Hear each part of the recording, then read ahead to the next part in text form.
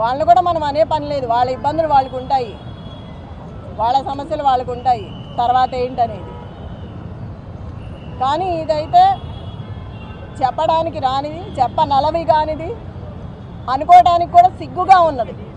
ఇది ఒక మహిళ మీద ఇలా చేయడం, ఎంతమంది వచ్చి ఎంత చేయాల్సిన అవసరం లేదు.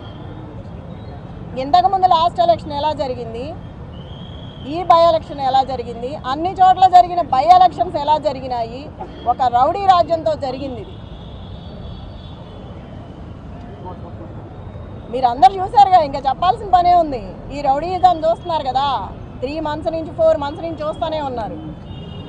మాట్లాడితే అమ్మాయి మాట్లాడింది అంటారు, నవ్వితే నవ్వింది అంటారు, గట్టిగా మాట్లాడితే ఇవాళ ఎందుకు గట్టిగా మాట్లాడింది అంటారు. మనం రౌడీయిజం మాత్రం రోజు చేయొచ్చు.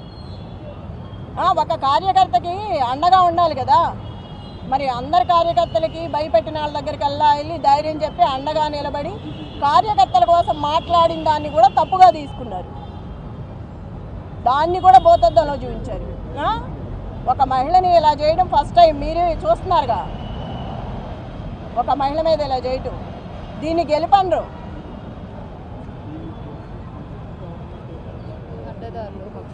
అడ్డదారులు వచ్చి అడ్డంగా చేసి, నేను చూసా కదా మొన్న, నేను అడ్డం పడ్డాను, ఎక్కడికక్కడ అడ్డం పడతానే వచ్చాను, చాలా చేసుకుంటూ వచ్చాము. అది కూడా లేడీస్ని చేసుకొచ్చాం, అన్ని చోట్ల లేడీస్నే చేసాం, అంత ధైర్యంగా నిలబడి. షేక్పేట లలిత గారు, యూసఫ్ కూడా బోరుబండ మొత్తం నేను. నువ్వెక్కడ? షేక్పేట. తన్నారు, రక్తాలు గారేటట్టు గుద్దారు, ఇష్టం వచ్చినట్టు చేశారు. దీన్నైతే గెలుపనరు. చివరికి నేను చెప్పేది ఏంటంటే, నైతికంగా నేనే గెలిచాను. నా భర్తకు వచ్చింది ఇప్పుడు అక్కడ ఏది ఎంఐఎం 4-5 పార్టీలు నిలబడితేనే నా భర్తకి 16,000 చిల్లర వచ్చింది.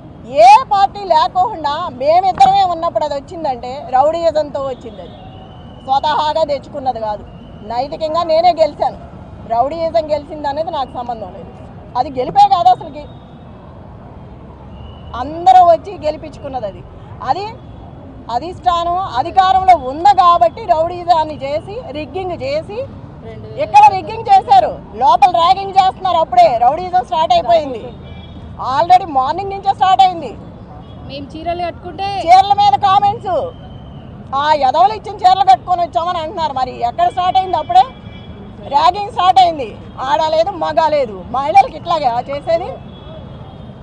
గెలిస్తే గెలువు, ఏదో జన్మానికో శివరాత్రి అని గెలిచావు. ఇప్పుడు గోపీనాథ్ ఉన్నంతకాలం మూసుకొని కూర్చున్నావు, గోపీనాథ్ లేకపోయేసరికి బయటకు వచ్చి ఇవాళ నీ ప్రతాపం చూపిస్తున్నావు.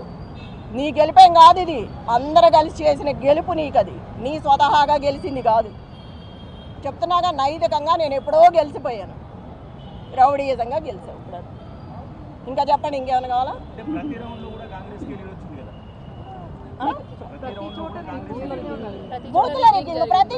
ప్రతి చోట తన్నడము గుద్దడమే కదా.